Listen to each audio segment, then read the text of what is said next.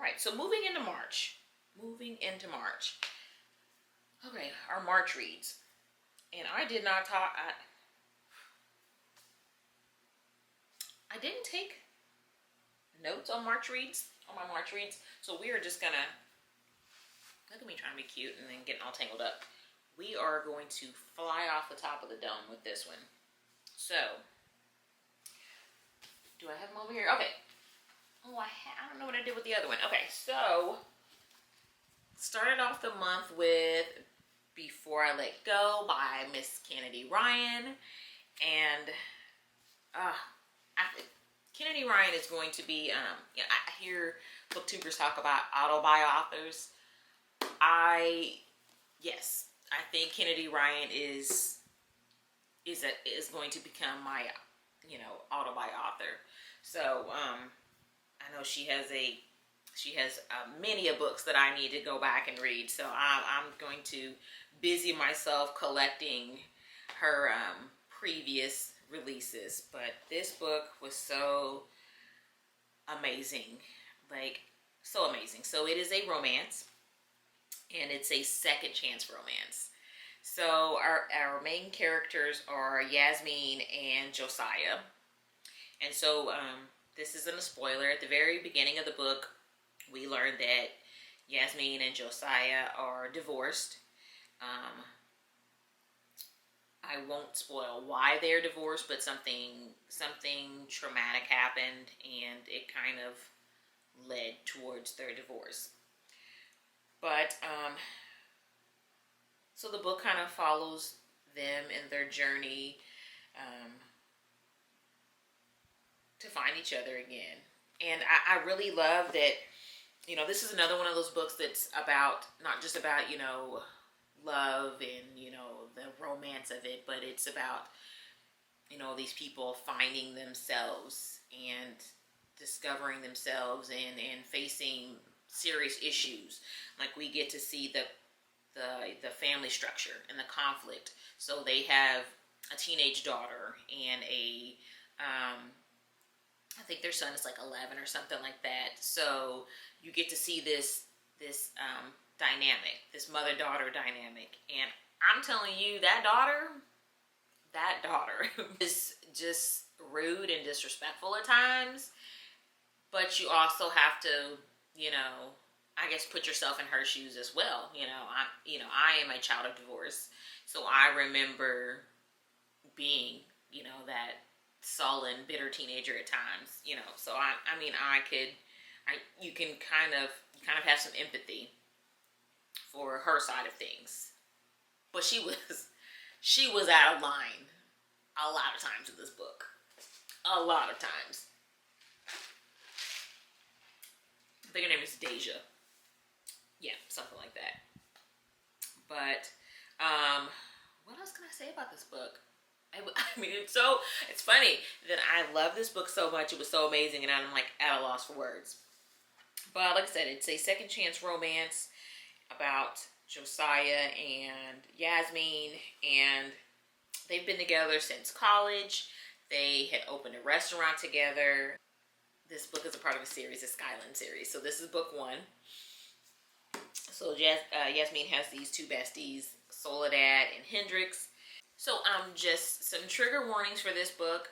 It does discuss grief and loss, and there's a mental health representation, which I love. Jasmine. I keep wanting to say Jasmine, and that's so disrespectful. Yasmin does struggle with depression and anxiety, and I identify with that, so I could relate to her character in this. I could relate to the things that she was going through. So I was able to see myself in her character a lot, and I just really love this book. I feel like Kennedy Ryan writes such human characters. You can relate. This isn't like, and I'm not hating on romance books that are about, these billionaire 26-year-olds and things like that. And, I'm not hating on those type of books, but I love just how real these characters are, and you root for them, and you can get mad at them at times. Like they feel like family almost, and just beautiful, just a beautiful writer, just a beautiful story. Love it. Okay, so next up, I don't think I went right into. Let me pull up my Goodreads actually to see which book. I know which books I read, but I don't know which ones I read first. Who's on first? What's on second? I don't. Okay, let's talk about Priest by Sierra Simone or Simon.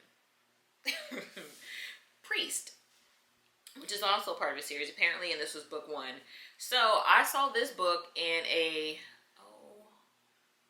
hold on, let me check something here. I think it's telling me that my memory card is almost full. Give me a minute. Oh my God, is it telling me I have like 4 minutes left on this memory card? Okay, bro, I literally just deleted a bunch of stuff, and now it's telling me I have 4 minutes left on this memory card. Okay, so before we get into Priest, I'm going to change my memory card. All right, so, and we are back. So, if the quality looks different, I had to switch to my phone because apparently my backup memory card is not for filming in 4K, whereas my original or first memory card is for 4K filming. So yeah, so I switched to my phone. So getting back on track, so for March I read Priest by Sierra is this Simon makes sense, Sierra Simon. So this book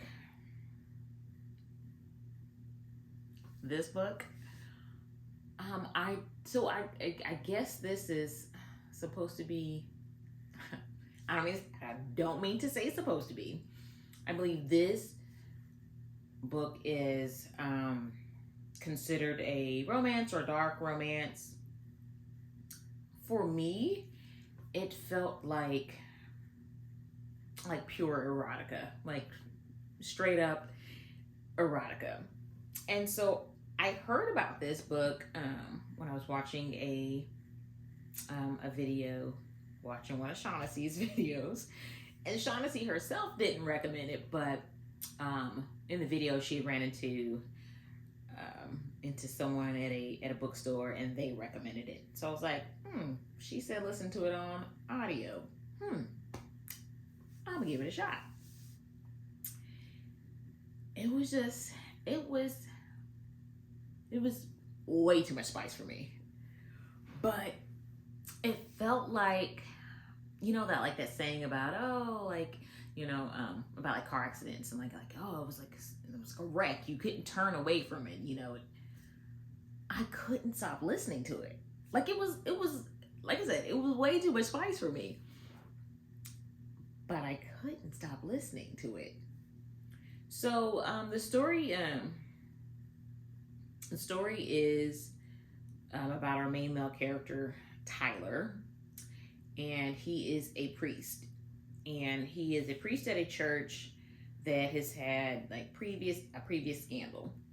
And, he's making it his mission to kind of get the church back on track. And to basically, kind of help improve the church's image, and help people trust in the church again. So it's so ironic that that's his goal, that in comes this vixen, this beauty, Poppy Danforth.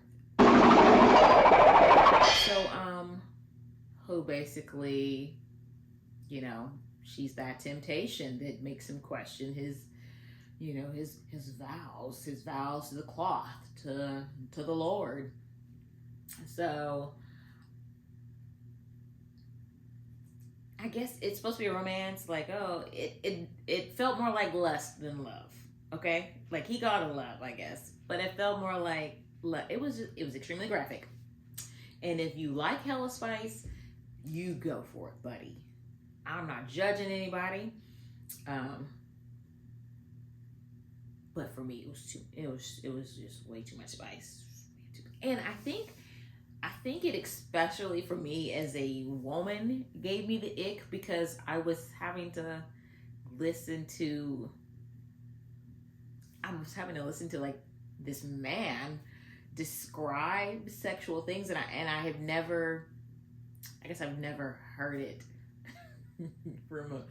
from a male's perspective. Which don't get me wrong, like the other books that I've read, they did have like male POV, but I've never had like a male POV that was so explicitly graphic. I mean, he sounded good. He sounded, the narration, he sounded good. He did. He had a nice voice. But it was just like, I don't know. I don't know. It just kind of gave me the ick at times. Not gonna lie. But yeah, Priest. If you like it super spicy, that's for you. Yeah. So let's see. Moving on. What came next? Okay, They the Pretty Stars by Eden O'Neill. And this is, I don't know if it's a YA romance or just I don't know if it's considered a YA romance. Let me look at Goodreads and see how they classify it. It does have it under young adult, contemporary romance. So and I think it's, oh, and I do believe that she considers it like a dark academia romance. And yeah, so I heard about this. I saw this on Instagram. I just kept seeing the ads for it. So I was like, you know what, let me give it a shot. So I read it on Kindle U. And for me, I gave it 3 stars because it was mid for me, or meh. You know, it was okay.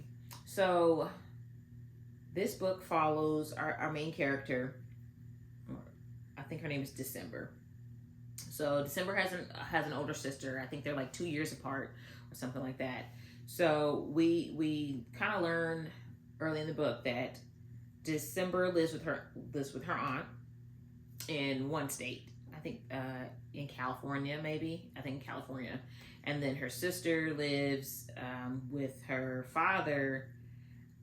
I don't think we necessarily, we get a city, like a city. I don't know if this is a made up city or not. It's called Maywood Heights. So I don't know if that's made up. Is that a real city? Or a real town? I don't know. Anyway, but yeah, so her sister lives with dad in Maywood Heights. She lives with aunt in California. So her sister kind of goes AWOL. But they give you the impression in the book that that the sister tends to go AWOL a lot. But apparently she goes AWOL for a while and no one's heard from her, but none of the other adults seem too concerned about it. But December is like, hey, where's my sister? So December decides to go to I guess transfer and move to Maywood Heights so she can try to Scooby-Doo this mystery, I guess, get her sister to come back home. So the funny thing about this story, or it's not really funny, but it's just kind of odd, is that, okay, so their mom died when December was like 8. And it says that she chose to live with her aunt rather than move with dad to this, to Maywood Heights.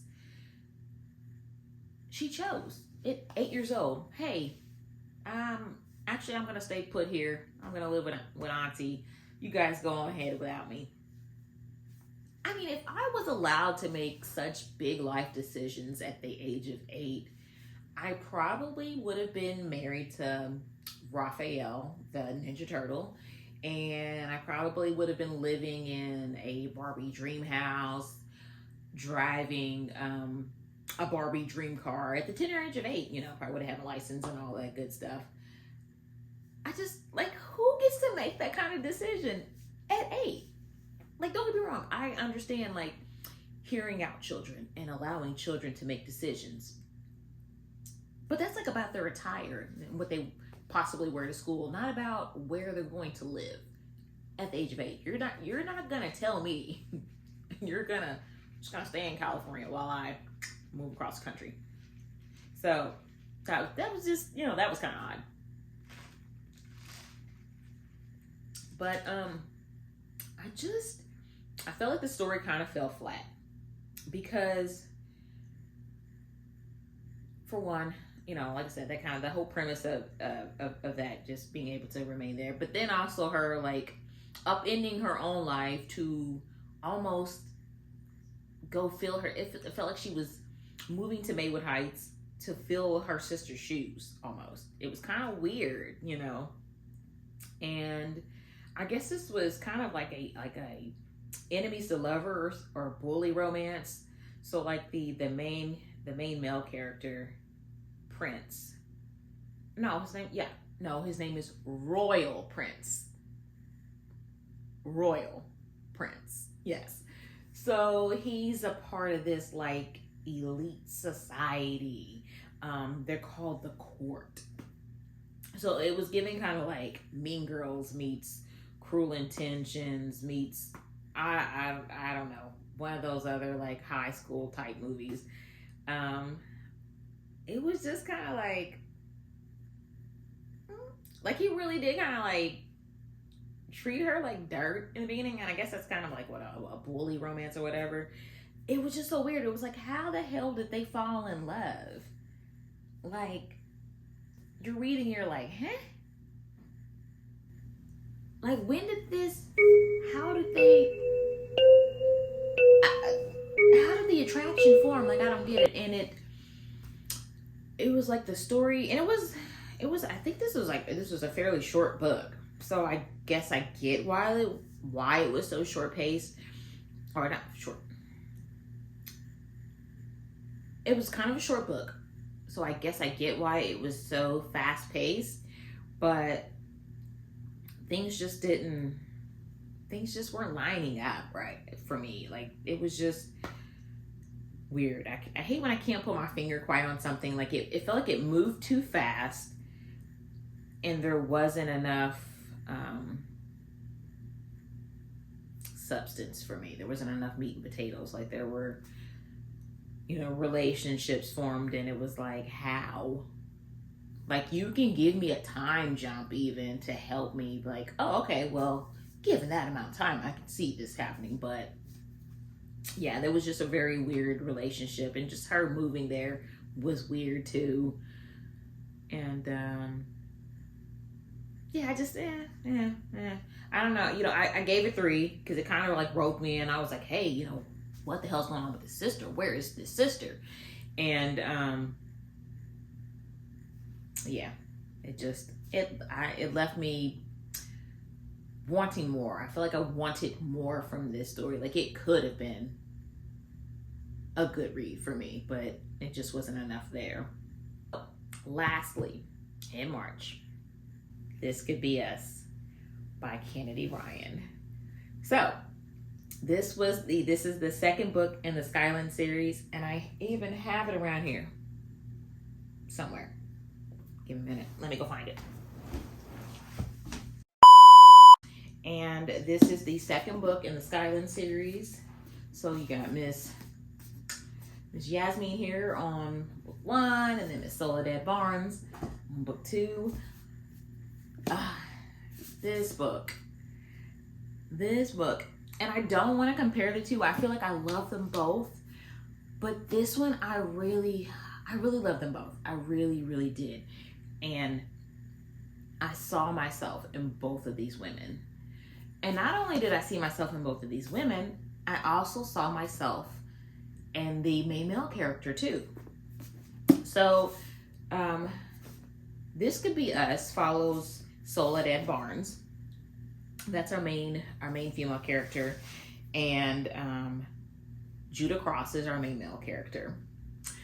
So in this book, Soledad is married to, I believe his name is Edward. Yes, his name is Edward. And Edward is an absolute asshole. Like, just a piece of work. So, Edward and Soledad have been married for 20 years, or they've been together for almost 20 years, and they have 3 daughters. And it's just a really, I don't know, really shitty marriage. Okay, he's not physically abusive towards her, but he's neglectful. And yeah, just a terrible husband. So anyway, so Edward gets into some legal trouble and is arrested. And so then Soledad is basically left picking up the pieces of her life, and she's having to, she's been a stay-at-home mom. She's been like the perfect wife, and so now she has to learn to support herself, support her girls. She's been in pretty much a loveless relationship, so now she has to find a way to love herself before she can move on and love someone else, right? She's got to learn to love herself and live her life for her again. So, and then on the flip side, we have our main male character, Judah Cross. And Judah Cross is just this, I don't know, he is just this perfect man. Like the ultimate, like as a grown woman, Judah Cross that's my book boyfriend. Okay, that's my boyfriend. So so Judah Cross. So in the beginning of the book, we see Judah sitting down with his wife, and they are having a hold on. I have an important phone call that I am going to have to take, and then we will continue this. So anyway, back to the book. This could be us. So like I was saying, at the beginning of the book, it opens up with Judah sitting down with his wife. They are going through a divorce, a very amicable divorce, and they make a really good team. They have a really good relationship. It's not some messy divorce. At this point, she's kind of already moved on. Okay, so yeah. So when it opens up, it's the prologue. It's 3 years prior to Soledad's journey. So, but anyway, so they are sitting down having an amicable divorce. And so Judah and his wife have 2 sons. They are twins. I have twins. But anyway, they have twin boys, and they are, I believe they're in their teens. I think they may be like 14 or something like that. But anyway, they have twin boys, and they are on the autism spectrum. So I enjoy that aspect of the story of the book. You don't see a lot of that representation in books, and it was pretty amazing to see. I identified a lot with Judah's character and their family, and as well as Soledad's journey. So I really love that about this book. So Judah's side of things, basically, there are some hints that Judah even himself might possibly be on the spectrum and just never been diagnosed. And I think you see that a lot, especially in the Black community. I don't know. I feel like there's this this stigma about things, and we pass a lot of things off as, oh, well, that's just the way this person is. They're just odd, or this person's just shy. This person's just quiet. Even with with mental health concerns, with depression and anxiety. You know, there's this stigma or this taboo behind it. Expect, you know, and it's that way in a lot of society, but especially in the Black community, it's like, you know, well, you don't have time to cry. You don't have time to be upset or be sad. You know, you've got to be strong. You've got to be strong. You got to be strong for your family. You got to be strong for your kids. You know, you got to be a man.